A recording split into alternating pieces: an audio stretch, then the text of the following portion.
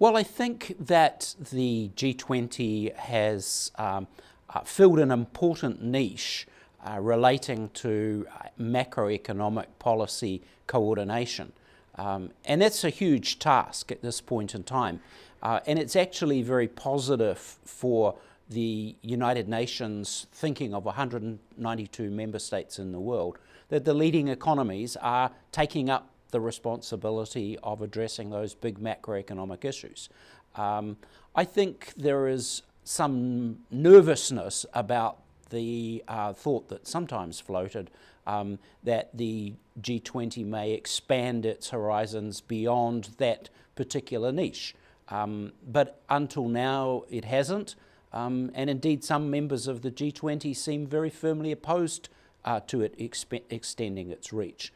So I think at the moment the two organisations, or well, the UN as an organisation and the G20 as an annual event will in the short term be quite complementary roles.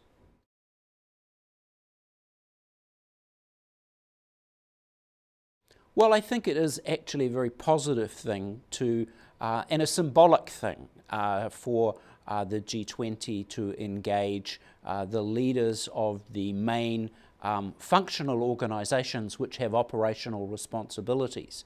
But it's important not to overstate the role that they will play. Because Secretary Generals are not able to represent their organisations at such meetings because the member states are the only ones who actually are able to represent their own positions. And it would be irresponsible to believe that any head of an organisation or the UN Secretary General could speak on behalf of 192 members.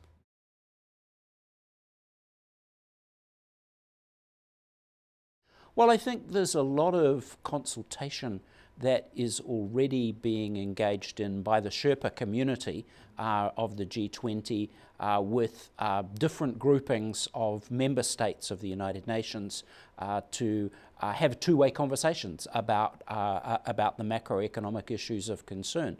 And to the extent that there is information which is useful to the Secretariat or which the Secretariat of the UN has which is useful for the Sherpas, sure, they should of course engage in those conversations, but it seemed to me to turn it into a structural annual consultation of a ritual kind it would probably be a waste of time.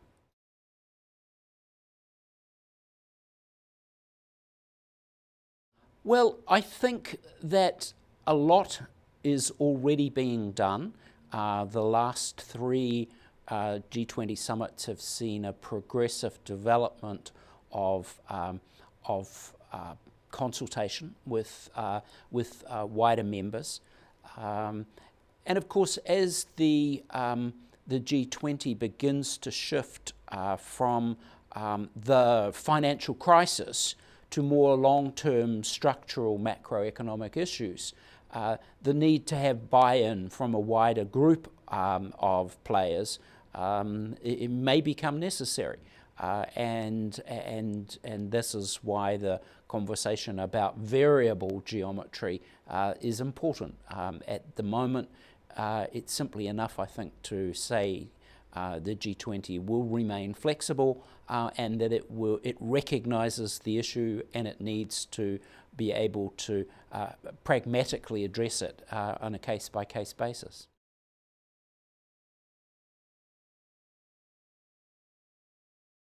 To be honest, I think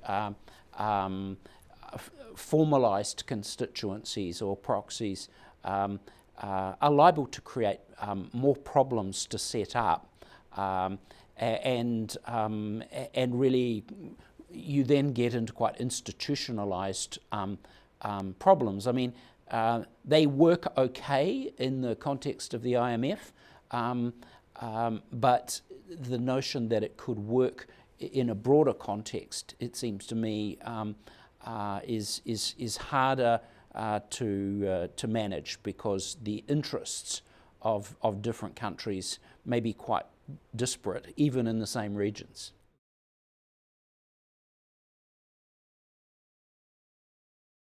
I think they expect respect. I think they expect consultation. I think they expect that the G20 will assume responsibility and not just preach, and that it should lead by action and example rather than by rhetoric. These are all important things, and I think they are expected of the major economies of the world if they want to assume a leadership role.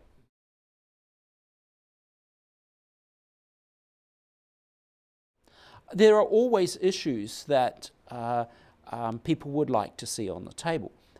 The interconnection between finance, investment, and development is always a key issue, and the crossover from macroeconomic policy and the spillover effects on other countries is in particularly food security at the moment is an important one, where I think there would be a welcome interest in the subject, provided that the G20 approached it not so much in the sense that it would take all the decisions, but rather that it would be a clearinghouse for its own members to have conversations about the subject with a view to making sure that the right policies and instructions were then pursued by G20 diplomats and Treasury officials when they came to meeting in the right places. I mean, in the past,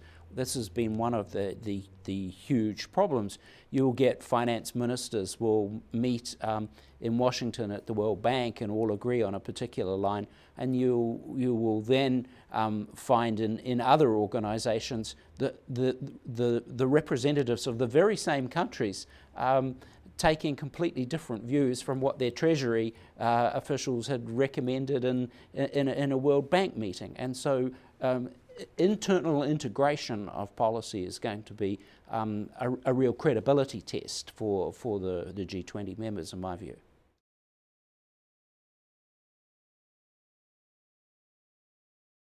Well, I think the UN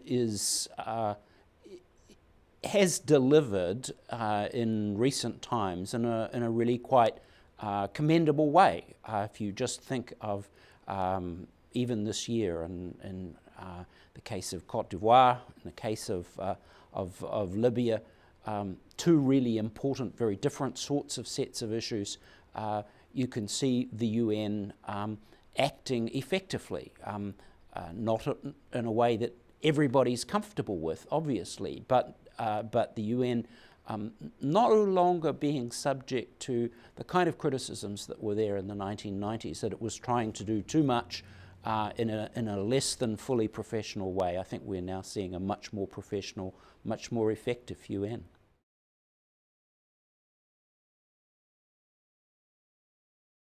I think everybody recognizes that